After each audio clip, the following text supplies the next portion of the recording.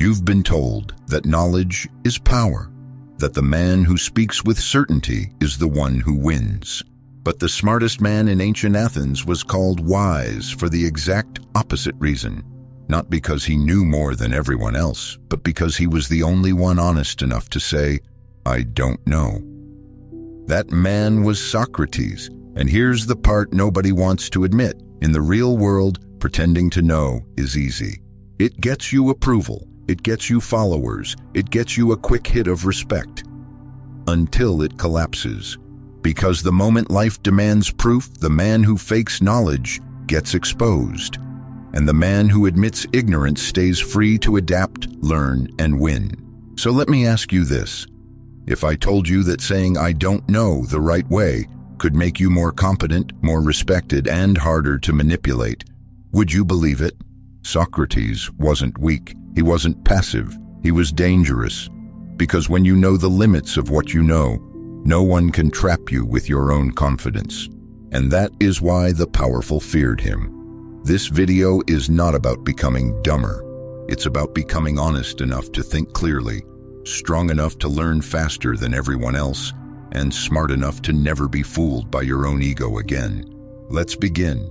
Before we go any further, you need to understand who Socrates really was. Not the textbook version, not the harmless old philosopher they turned into a statue, but the man who walked the streets of Athens, questioning politicians, poets, craftsmen, and self-proclaimed experts, until their confidence collapsed in front of him. Everything we know about him comes from the people who watched him do it. Plato in Apology and Meno, Xenophon in Memorabilia, even his enemies like Aristophanes who mocked him in the clouds. Different writers, different intentions, but all of them agreed on one thing. Socrates was relentless. The turning point came at the Oracle of Delphi. The priests declared that no man was wiser than Socrates. Socrates didn't believe it. He assumed the gods were wrong. So he went out to test the claim. He spoke to the politicians first. They were confident, polished, full of answers. But the more he questioned them, the more it became clear. They didn't understand the things they pretended to speak about. Then he questioned the poets. They could write beautifully but couldn't explain the meaning behind their own words. Then the craftsmen, skilled with their hands, but convinced that expertise in one area meant wisdom in every area. And that's when it hit him. They all thought they knew, but they didn't. And because they believed in their own illusion, they could not learn, could not question, could not improve. Socrates was wise for one reason, because he saw the truth they couldn't see. "I am wiser than this man," he said, "for neither of us appears to know anything great or good. But he thinks he knows, while I know that I do not." That was the birth of what we now call the Socratic paradox. Not "I know nothing," but "I know the limits of what I know." And that small difference changed everything. It made him impossible to intellectually corner. It gave him freedom from false certainty, and eventually it made the powerful want him dead, because a man who admits ignorance can't be controlled. So here's the real message of this video. Admitting ignorance is not weakness. It is a strategy, a mental weapon that protects you from bad decisions, fake certainty, and the trap of your own ego. When you can say, "I don't know," without fear, you become harder to manipulate, faster to learn, and far more dangerous than the man who pretends he already knows everything. That is the core of Socrates' power. Not knowledge itself, but intellectual honesty, the ability to see reality without the filter of pride. If this is your first time here, ThinkMate is where we question what others accept. That's the kind of mind we build this channel for. Subscribe if you want more. Now back to it. Here's how we're going to break it down. First, the true root of Socratic ignorance and how it works. Second, why modern society punishes uncertainty and rewards overconfidence. Third, the 4 pillars that turn "I don't know" into real-world strength. And finally, the challenge that will force you to test this on yourself. If you're ready to dismantle the illusion of knowing, we move on. To understand why Socrates treated ignorance as strength, you have to understand how he used it. Most people think philosophy is about having answers. Socrates built his entire method on the opposite idea, that truth begins not with answers, but with questions, and the first question is always the same. What if I'm wrong? That single question is the foundation of what we now call Socratic ignorance. It does not mean I know nothing. It means I refuse to pretend I know more than I actually do.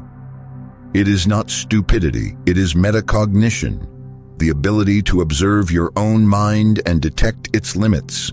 Every time Socrates met someone who claimed to know, he didn't attack them. He asked them to define what they believed, to prove what they assumed, to show the logic behind their certainty. And that is where the illusion always cracked. This method has a name, elenchus, the art of dismantling assumptions through structured questioning. Not emotional questioning, not defensive questioning, but surgical questioning. A politician claims to know justice. Socrates asks, "What is justice?" They give a vague answer. He narrows it. They give an example. He asks for the principle behind the example. They contradict their own definition. Confidence collapses. A poet claims deep wisdom. Socrates asks, "Can you explain the meaning of your own words?" They cannot. The illusion breaks. A skilled craftsman talks as if skill equals wisdom. Socrates tests whether expertise in one domain automatically applies to another. It doesn't. Illusion shattered. That is how Socrates defeated people without raising his voice, without insulting them, without debating emotions. He simply made them face their own contradictions. And there's a second tool he used, one even more dangerous, maieutic, the midwife technique. Instead of teaching people what to think, Socrates helped them deliver the truth already inside them. Like a midwife helps a woman give birth, he helped a mind give birth to clarity. That is why he said, "I cannot teach anyone anything, I can only make them think." But the most underestimated tool he used was something the modern world almost never talks about, Socratic irony. Socrates often pretended to be ignorant on purpose. He played the role of the humble, clueless man, not because he was clueless, but because it made the other person reveal themselves. It is the same tactic used by great interrogators, negotiators, and strategists today. Let the other side feel superior. Let them overextend. Let them expose the holes in their own thinking.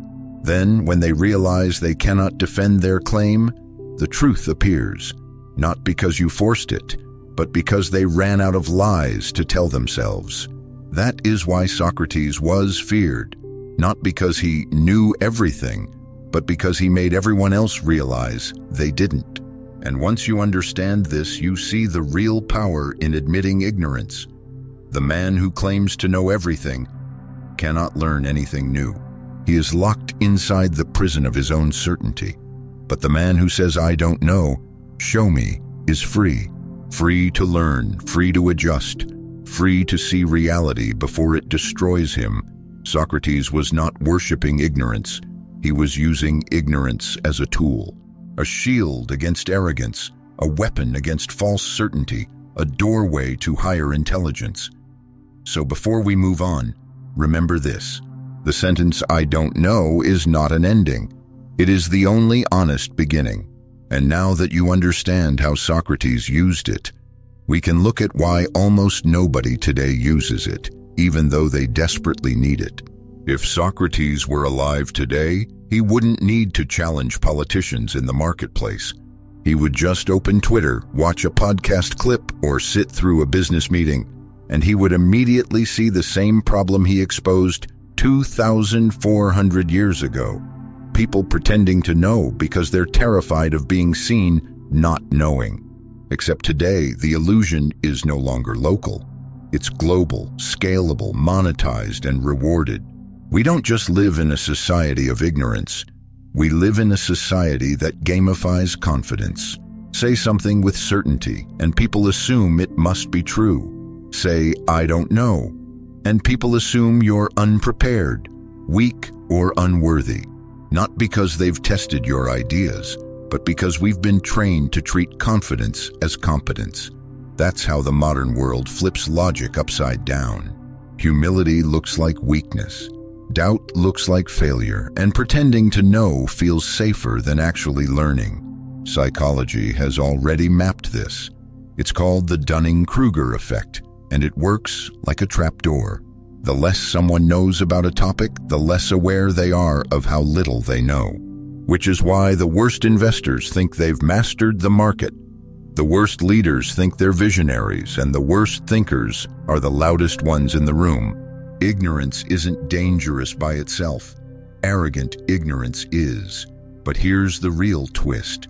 Modern society doesn't accidentally reward false certainty. It needs it. Social media runs on instant reactions, not verified thoughts. Hot takes outperform careful reasoning. Outrage beats analysis. Clickbait beats accuracy. The algorithm never asks, "Is this true?" It only asks, "Does this get attention?" So the system produces a new kind of person, the performance expert, someone who knows how to sound smart but has no idea what they're actually talking about. And here's the cost. When pretending replaces thinking, the first thing that dies is accountability. A startup founder lies about technology, gets billions, then collapses in court.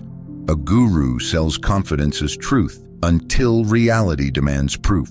A leader refuses to admit uncertainty and makes decisions that ruin thousands of lives. Look at Theranos, a company built entirely on certainty with no evidence. The problem wasn't that Elizabeth Holmes didn't know. The problem was that she refused to say, "I don't know." That single sentence, that simple admission, could have saved investors, employees, patients, and her own future. Instead, certainty became a prison she could never escape from. Now compare that to real strategic thinkers. The best operators in business don't speak in absolutes. They say things like, "Here's what we know. Here's what we don't know yet. This is our best hypothesis. We'll test and adjust. I could be wrong. Here's the data so far." That is not weakness. That is intellectual risk management. Socrates would call it wisdom. Modern psychology calls it metacognition. The business world calls it anti-fragility. The ability to benefit from uncertainty instead of being destroyed by it. And here's the paradox no one wants to hear. In the short term, pretending to know makes you look strong. But in the long term, the person who admits ignorance becomes the only one capable of learning fast enough to win. Because the man who already knows stops searching.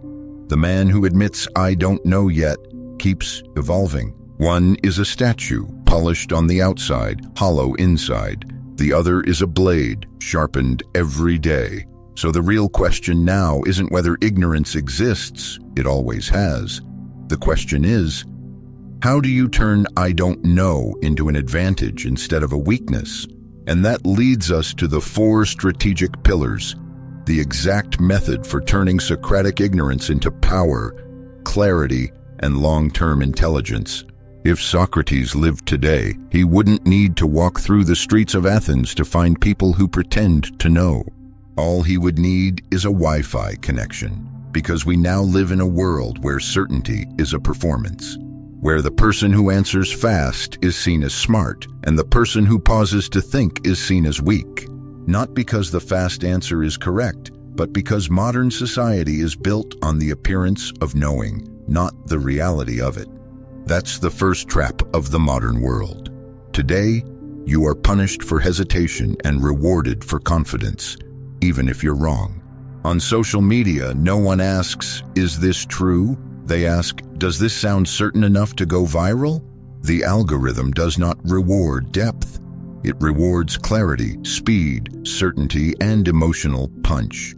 That's why the people who rise are not the most qualified, but the most confident, the fastest talkers. The men who never say, "I don't know," only "listen to me." And that's how fake experts are born. Not because they have knowledge, but because they have an audience. Confidence becomes a substitute for competence. Psychology already mapped this problem, the Dunning-Kruger effect. The less someone actually knows, the more they believe they know. Not out of arrogance, but because they don't even know enough to recognize their own ignorance. That's why the worst investor thinks he's a genius, the worst driver thinks he's above average, and the loudest guy in the meeting thinks he sees the big picture. But ignorance isn't the real danger. Pretending to know is, and nothing shows that more clearly than the fall of Theranos. Theranos was once a $9 billion medical startup built on a promise, a device that could run hundreds of blood tests from a single drop of blood. The founder, Elizabeth Holmes, spoke with total certainty. She didn't say, "We're still developing the technology." She said, "It works." She said it on stage, she said it to investors, she said it to doctors, and the world believed her. The problem? It wasn't true. The technology never worked, but instead of saying, "We don't know yet," she doubled down on confidence. Until the confidence collapsed, the company imploded, and she went to prison. Theranos wasn't destroyed by ignorance, it was destroyed by the refusal to admit ignorance. Now compare that to real leaders. Jeff Bezos built Amazon through experiments, not certainty. He openly said, "We don't know if this will work, so we're going to test it." Ray Dalio built the world's largest hedge fund with one rule: "I could be wrong. Prove it." NASA never says we're sure. They say, "Here's what we know. Here's what we don't know. Here's what we're still testing." So that's not weakness. That's intelligence in motion, and here's the paradox. In the short term, the man who pretends to know looks stronger. But in the long term, the man who admits, "I don't know," becomes unbeatable, because he learns faster than the man who lies to himself. One destroys his future to protect his image. The other protects his future by sacrificing his ego. You can see this even in daily life. In a meeting, the guy who bluffs an answer may look confident, until the mistake costs the whole team a month of work. Meanwhile, the guy who says, "I don't know yet, but I'll find out by tomorrow," earns trust, accuracy, and authority. Same moment, different future. So the real danger today isn't ignorance, it's certainty without truth. The world is full of men who would rather be confidently wrong than temporarily unsure. And that is why Socratic ignorance is no longer philosophy. It is a survival skill. Now that you understand why the illusion of knowing is so deadly, it's time to learn how to break it. Not by becoming passive, but by turning "I don't know" into a strategic advantage. That's where the 4 pillars begin. If everything so far explained why pretending to know is dangerous, then this part is about the opposite. How to use ignorance the way Socrates did. Not as a weakness, but as a strategic position. Not to play small, but to think clearly, learn faster, and stay impossible to manipulate. These are the 4 pillars. And once you understand them, the sentence "I don't know" will stop sounding like surrender and start sounding like control. Pillar 1, recognize. The first move is not to learn more, it is to see what you already assume is true. Most people don't fail because they lack information. They fail because they were never honest about the information they trusted. Before Socrates questioned the world, he questioned himself. He asked, "What do I really know? What do I only think I know?" That is the beginning of clarity. Here is how you apply it today. Take a notebook, write down the things you speak about with confidence. Your beliefs about money, success, career, relationships, health, even politics. Then force yourself to answer 2 questions for each one. Where did I get this idea? And what proof would I accept that could show me I might be wrong? You will notice something fast. Most knowledge is just repetition. Someone said it, you adopted it, you never tested it. Recognition is not about tearing yourself down. It is about building a foundation that cannot collapse later. The man who refuses to examine his own beliefs is already controlled by them. The man who sees the limits of what he knows is finally free to learn. Pillar 2. Question. Once you recognize what is uncertain, the next step is to question everything that claims to be certain. This is the heart of the Socratic method.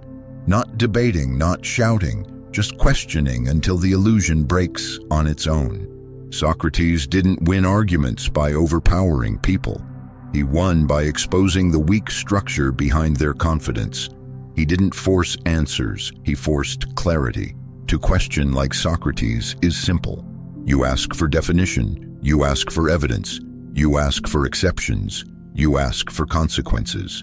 And eventually, the belief facing you either stands or it collapses under its own weight. Try this in a meeting. Instead of jumping in with your opinion, just ask, how do we know this is true? What assumptions are we making? What are we not considering? Who loses if we're wrong? You will notice something interesting. The more someone relies on emotion instead of logic, the faster they run out of air. Questioning is not aggression. It is pressure. It forces the truth to reveal itself. And the person who knows how to question can control a conversation without ever raising their voice. The man who defends his belief is tied to it. The man who questions is free from it. Pillar 1 makes you honest about what you know.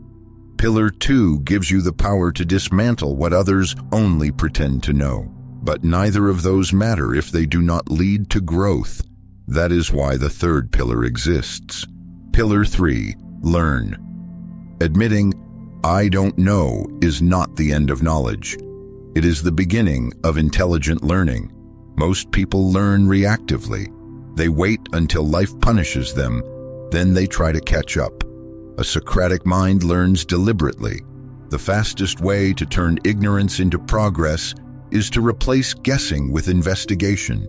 Not passive learning, not collecting quotes, not bookmarking videos you'll never watch. Real learning has 3 steps. You identify the gap, you seek verified sources, you run an experiment, even a small one, to see if the idea survives reality. The truth is, you don't need to know everything. You need to know just enough to act correctly and then update as you go. That is how modern strategists, investors, engineers, and commanders think. Not, I must know it all before I begin, but I will learn what matters most, then refine through action. The man who pretends to know never learns. The man who admits not knowing learns faster than everyone else. That is why Socrates never positioned himself as a teacher. He said, I know nothing. But he listened, asked, tested, refined, and that made him the only one in the room who was truly learning. Learning is not storing information. Learning is upgrading your decisions. Pillar 4, act. The final pillar is the one people fear most. Action while still uncertain. Because once you admit you don't know everything, the next fear appears. What if I act and I'm still wrong? But the truth is simple. You will always act with incomplete knowledge. No one has full information. The difference between failure and progress is not certainty. It is feedback. Socrates understood this long before science existed. A belief that is never tested becomes mythology. A belief that is tested becomes intelligence. Modern thinkers call this iterative decision-making. You act based on the best available evidence, set a point to review the result, and adjust. Not perfection, not paralysis, precision through movement. A man who insists on being certain before acting never moves. A man who acts and updates becomes unstoppable. Even the most advanced fields in the world operate this way. Medicine runs clinical trials, engineering runs prototypes, business runs experiments, the military runs simulations. Everyone who wins in the real world acts, measures, adapts. The phrase of a Socratic leader is simple. I don't know for sure. Here is what makes the most sense right now. We'll act, observe, and adjust. That sentence earns respect, not doubt. It shows responsibility, not weakness. It turns uncertainty into progress. When you combine all four pillars, something powerful happens. You stop pretending to be the man who already knows. You become the man who cannot be stopped from knowing more. Ignorance becomes fuel. Questioning becomes a tool. Learning becomes a habit. Action becomes refinement. That is the strategy Socrates lived by, and it is still undefeated. Now that you understand the four pillars, it is time to see what happens in the real world when men follow them, and when they don't. The first story is the cost of false certainty. Theranos was once valued at $9 billion. Its founder, Elizabeth Holmes, spoke with absolute confidence. She claimed the company had already solved a medical breakthrough. She never once said, "We don't know yet." Investors believed her. Politicians praised her. The media crowned her a genius. But the truth was simple. The technology never worked. The empire collapsed because one person chose confidence over honesty, not ignorance. Refusal to admit ignorance. That decision destroyed careers, reputations, and lives. The second story is the opposite. In 2014, Satya Nadella became the CEO of Microsoft. Instead of acting like he knew everything, he admitted that the company had become slow, arrogant, and outdated. His first move was not to declare answers, but to ask the right questions. What do we no longer understand about the world? What are others doing better than us? What must we relearn? That humility led to one of the greatest turnarounds in tech history. Microsoft went from stagnation to becoming a trillion-dollar company again, not because Nadella knew, but because he was willing to learn. The third story is small, but familiar. In a meeting, one person pretends to know the answer. He speaks with confidence. Everyone nods until the plan fails and the blame begins. Another person simply says, "I don't have the full answer yet. Give me 24 hours. I'll verify the data and come back with something real." That person becomes the one people trust, not because he knows everything, but because he does not lie about what he knows. The pattern is always the same. The world does not punish ignorance. The world punishes the man who pretends he doesn't have it. At this point, some people will still resist the idea, so let's address the objections directly, the same way Socrates would. The first objection is simple. If I admit I don't know, people will think I'm weak. The truth is the opposite. People lose respect not when you lack knowledge, but when you try to fake it. Honesty builds authority. Pretending destroys it. The second objection sounds practical. In my job, I can't afford to look unsure. Then don't look unsure. Be precise. Say, here is what we know for certain. Here is what is still unclear. Here is what I'm doing to verify it. That is not hesitation. That is leadership. A third objection is emotional. If I question too much, people will avoid me. That only happens when questioning is used to attack. Socratic questioning is not aggression. It is clarity. The people who fear it are the ones who are afraid their ideas cannot survive it. Another objection is fear disguised as logic. If I keep analyzing, I'll never act. But that is not Socratic thinking. Paralysis comes from waiting for perfect certainty. Action with a plan to adjust is not hesitation. It is strategy. And finally, the most common objection. Not everyone has the luxury to admit they don't know. But the truth is you already pay the price when you pretend you do. The cost of honesty is temporary discomfort. The cost of fake knowledge is permanent consequence. The world does not punish doubt. The world punishes arrogance without proof. When you understand that, admitting ignorance stops being risky and starts being powerful. Watching a video changes nothing. Testing the idea changes everything. So here is the challenge. 7 days, 1 rule, no pretending. Day 1. Write down the things you speak about with confidence, 5, 10, or 20. It doesn't matter. What matters is honesty. Day 2. From that list, mark the ones you have never actually verified. That is your real starting point. Day 3. In one conversation, instead of giving an answer, ask a Socratic question. Watch how fast the certainty in the room collapses. Day 4. Choose one belief you were sure about and investigate it properly, not a scroll, not a headline. Real sources, real evidence. Day 5. Admit I don't know once. Publicly, at work, at home, or in a debate. Notice who respects you more after, not less. Day 6. Make one decision using the formula, act now, review later, no perfection. Just progress with a built-in correction point. Day 7. Write what changed, what surprised you, what you were wrong about, what you now see more clearly. 7 days is enough to see the illusion crack. 7 days is enough to feel the difference between pretending to know and actually learning. If you are willing to try it, comment "I'm in," and I'll know you're not just thinking about wisdom, you're training for it. Most people spend their lives trying to look smart.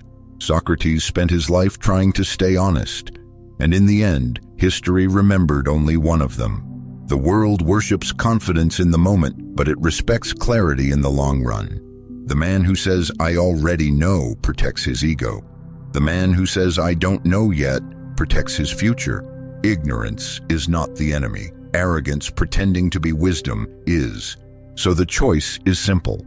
You can keep playing the game of answers, or you can become the one person in the room who is willing to think. If this video challenged you, don't just agree with it, prove it. Run the 7-day challenge. Test your own certainty and come back stronger than the version of you that needed to pretend. Because in a world full of men who want to look right, the rare one is the man who wants to become right. If this made you see the world a little clearer, stay, think deeper. This is Think Mate.